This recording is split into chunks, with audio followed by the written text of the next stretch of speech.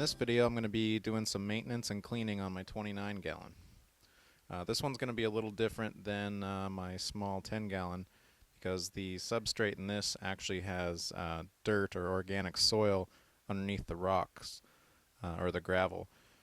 So I'm not going to be using the siphon tube to vacuum the gravel on this one.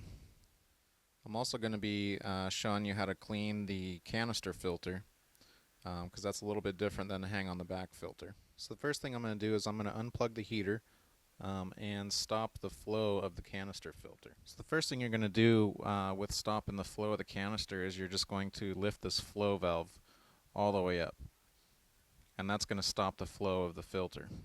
And because of the this ball in the intake tube of the filter, when you shut the flow of the water off, that valve or the ball is going to shut it off, so the water's not going to drain back down and you're not going to lose the water in the line, so you won't have to prime the filter again once you start this all back up. So once you've shut the flow of the water off, then you're going to unplug the filter, and from there, when you lift this stop valve, it's going to seal off the water in the lines. So you're not going to be leaking any water, and you maintain the vacuum or the water in the actual hoses. So once it's all disconnected, you're just going to release these clamps, and you don't have to worry about it leaking out water yet.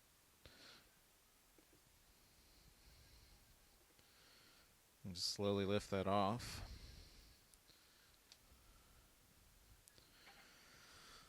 And now all you're going to do from here is just clean out the different filter media.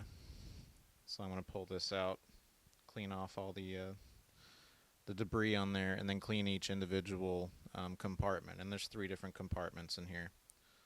So before I clean the different compartments of my canister filter, I want to get some aquarium water to rinse them out with. I don't want to use tap water and destroy or kill all the beneficial bacteria in the filter compartments.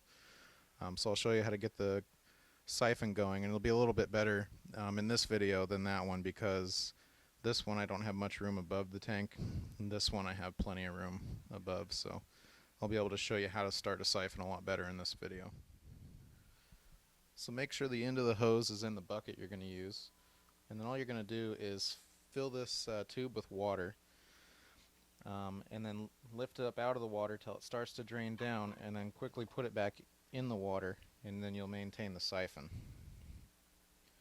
And with this, because of the dirt I have in the bottom of this aquarium, I'm not going to get into the gravel too much. I'm just going to kind of go around, pick up any loose debris that's on the surface, which there doesn't seem to be a whole lot of. This tank stays pretty clean. And then basically I'm just going to be doing about a 25% water change.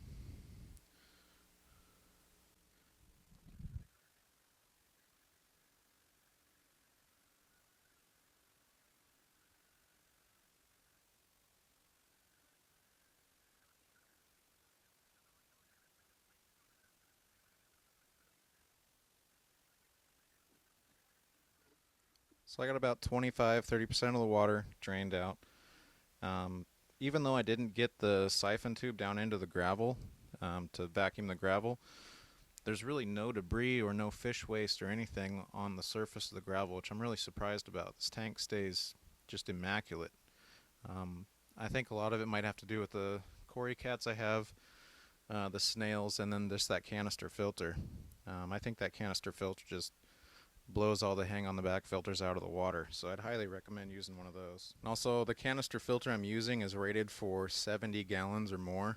I was going to use it on my 50-gallon tank I'm building, but I decided to use it on this one to get the biological stuff sorted out in it before I put it on a new tank.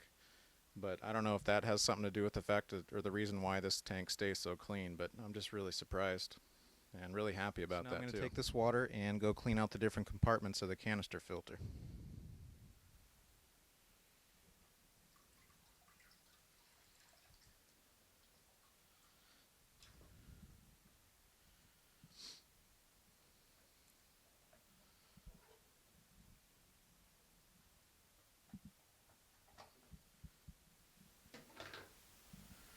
So these are the carbon filters, or the carbon packets.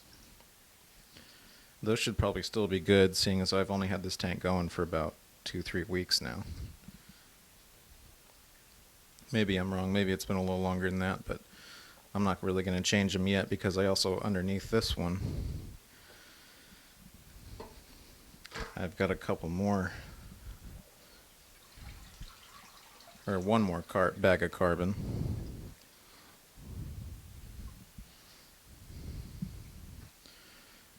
And then a bag of crushed oyster shells. And we'll go ahead and rinse some of those out a little bit, but I want to probably not rinse it too much because there's a lot of good bacteria in there. I'm just going to basically clean out the debris. And then the last one, this is where most of the biological filtration is going to happen. And all this is just some foam pads. So we'll go ahead and dump this out. And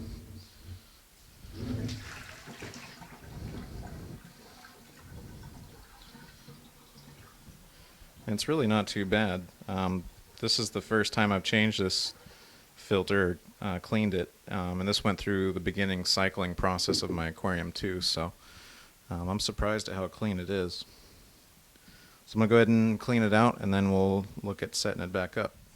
And all I'm really doing when I'm cleaning this out is just putting it in the water and just kind of squeezing it and rubbing it around a little bit just to get the excess debris off of there.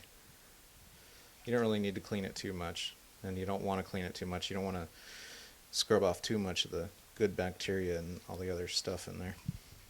So now I got all the different pieces rinsed out, and you can see the water's a lot dirty now.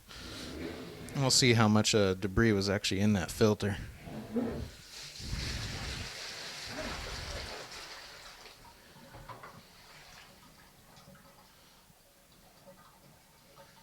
Yeah, it's quite a bit.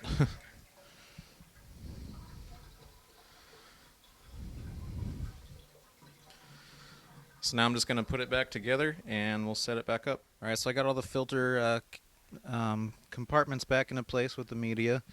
I also cleaned out the motor, or the head of the unit. And basically this piece here, I'm not sure, I think it goes that way, yeah. You just release this clamp, pull this out, and then you can get to the actual propeller. Just kind of scrub that off. Mine was pretty clean. And then scrub this down a little bit. And then go ahead and reinstall that. And that'll just snap down in there. And then you also want to make sure on this side here, this is where your water is going to come in. There's a little rubber flap here. You just want to make sure that that's all free of debris.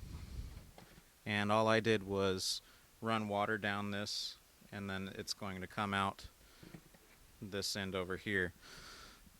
So that's basically all put back together. Now when you're going to put this the lid back on and hook it back up to the hoses, don't fill this with water. Because you already have a siphon created with the hoses there, you just plug it back in and let it fill up. Then after it's filled up, then you plug it back in. It says do not fill it with water. If for whatever reason you lose the siphon in the hoses, then you just go back to the old priming way and just start it up like you did when you first hooked it up for the first time. Alright, so like I said, this is the first time I've done this, so we'll see if this works correctly. Just going to put the hoses in there and close this valve, locking it in place. Now hopefully if this is all done correctly, when I pull this down it should start filling up. And it sounds like that's what it's doing. So it wasn't actually filling up, I just realized. I believe it's because I didn't add any water to it yet, and the outlet tube there broke the siphon. So the water I was hearing draining in there was just what was left in the tube. So what I'm going to do is fill up the water, and make note that next time I do this I'm going to fill the tank back up with water before I try to create the siphon in that. So now what I'm going to do is, after I get the water filled, is just do this with the priming lever there. And when you're doing this, I just feel like I should say always refer to the manual. Don't just go off of what I'm saying, because obviously I make mistakes from time to time, and this is all a learning process for me with the canisters. So don't forget to read the manual. So I got my chlorine hard water conditioner. Add a little bit of that in there, and just maybe a drop or two in the tank for good measure. So I figured out a trick the other day. I'm going to try it on this to fill up the tank. I've just got this power head here, and I've hooked the hose, or my siphon hose, up to it. And now I'm just going to drop this into the new water and fill the aquarium with this hose. So that way I don't have to deal with creating a siphon and having the bucket be above the water line to have gravity pull the water in. This should just work a lot easier. Got the power head in the bucket with the hose in the water. I'll go ahead and plug it in. And I gotta hold this hose with my hand and the camera.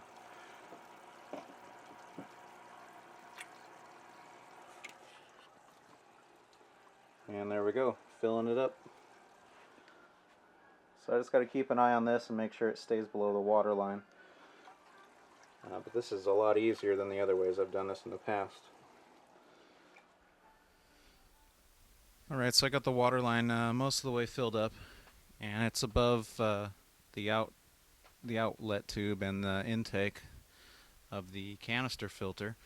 So we'll go ahead and prime this and get it going. And all you do here is just give it a few pumps to get the suction going. And then you can hear it filling up. I don't know if you can on the camera, but and there's all the air coming out there, sucking in through there.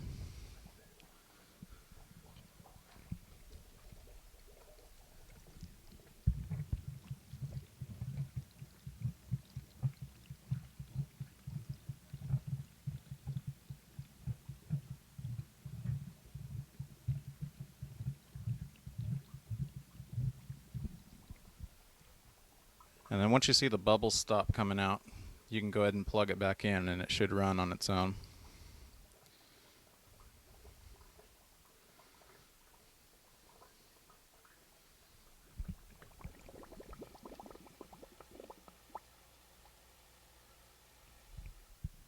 So I'm going to go ahead and say that's good, and I'm going to plug it in.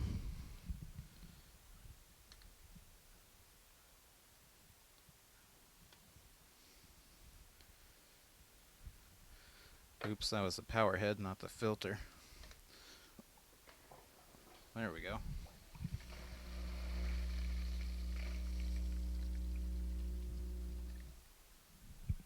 And you can see all the bubbles coming out. It may bubble a little bit here and there, but that'll all settle down once all the air bubbles are out of the system.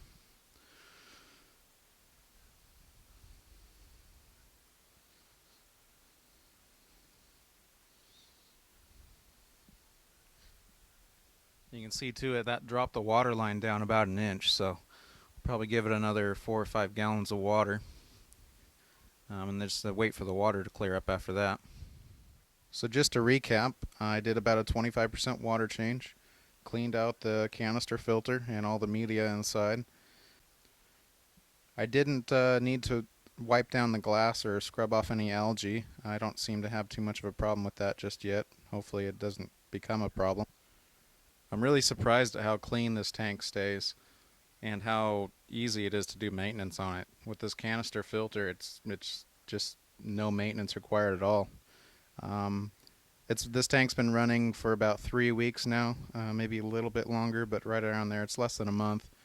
That canister filter wasn't really dirty by any means, so I may extend the intervals to maybe a month and a half, 6 weeks or so, and see how that goes, and I can adjust it from there. But I really didn't need to clean the tank. I could have just got away with a 25% water change on this, but I decided I haven't cleaned out the canister yet and gone through that process, so now I know how to do that. So that's it for cleaning out the 29-gallon dirted aquarium. Thanks for watching my videos. If you like it, give it a thumbs up, and if you want to be updated on when I upload new videos, go ahead and subscribe.